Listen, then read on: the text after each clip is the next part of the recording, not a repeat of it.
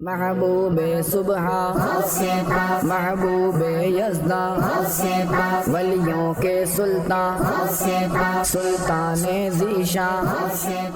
پیارے دوستو، اللہ پاک نے قرآن پاک میں ارشاد فرمایا، بسم اللہ الرحمن الرحیم، الا ان اولیاء اللہ لا خوف علیہم ولا هم یحزنون۔ ترجمہ کنز العرفان۔ سن لو، بے شک اللہ کے ولیوں پر نہ کچھ خوف ہوگا اور نہ وہ غمگین ہوں گے۔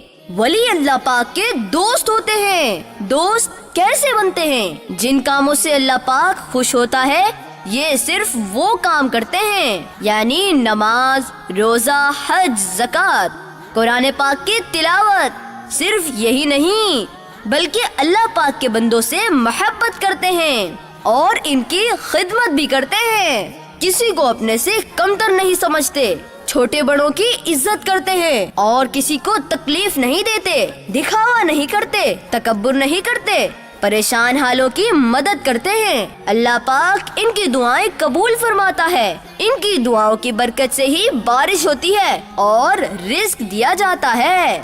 اہل زمین سے بلائیں اور لوگوں سے مصیبتیں دور ہوتی ہیں۔ پیارے بچوں، آئیے میں آپ کو جنات کا واقعہ سناتا ہوں۔ یہ قصہ ہمارے شیخ عبد القادر جیلانی رحمت اللہ علیہ کے زمانے کا ہے۔ ایک شخص کی بیٹی گم ہو گئی۔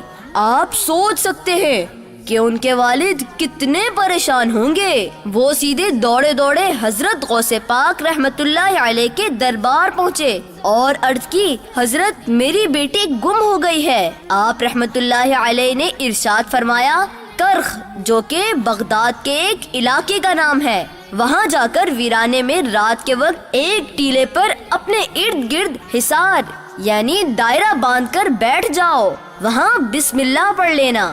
رات کے اندھیرے میں تمہارے ارد گرد جنات گزریں گے، انہیں دیکھ کر ڈرنا نہیں۔